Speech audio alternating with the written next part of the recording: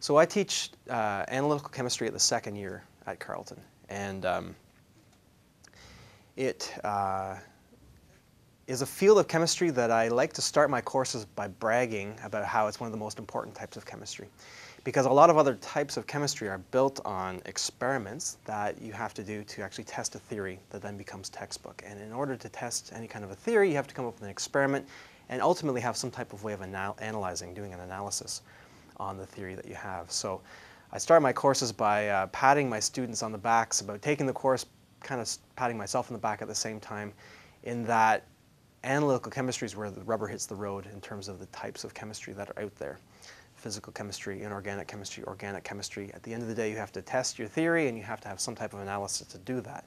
So in second year analytical chemistry, we learn the different types of analytical tools that are out there, some of the most common ones, to investigate these types of problems and turn what's a theory into what's found in a textbook.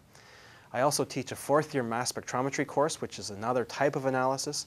It's the type of analysis that I'm currently engaged in research in. Obviously, it's something I'm passionate about. I have a lot of insight into it, having worked in it for a number of years. And I really love that course because I can engage with students that are on the brink of graduation and give them some practical information and help them to investigate things that are going to be really relevant to a lot of different chemistry type jobs that are out there. Even though it's one topic, mass spectrometry, it's a very ubiquitous topic and a lot of labs use it.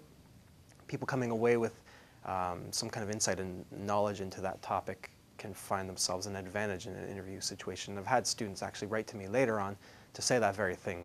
I'm involved in a lot of different things. I have a history of playing music, and I still enjoy to play music, although I have young kids right now, so typically when I bring out my guitar, if I'm not playing Down by the Bay, I find that my tuning pegs get turned on me because it's a boring adult song.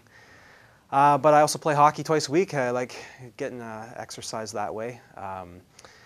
But I'm also involved in a number of sort of extracurricular things that are sort of work-related as well. For example, the magic show that we do here in February is an activity where we are putting on a series of fun scientific experiments that are very demonstrative or explosive in some kinds in nature in front of an audience of about 300 or 400 people, and we do two shows on one particular Saturday. It's funny because I've had a number of my 7-year-old son's classmates go to the show in the past, and I'm a bit of a local celebrity in their school now. Every time I walk in, I've had a number of times where students will say, "Oh, there's your dad, he's a scientist. He's so cool, I wish my dad did things like that." And yeah, it's kind of fun when your 7-year-old's getting patted on the back for your dad's accomplishments.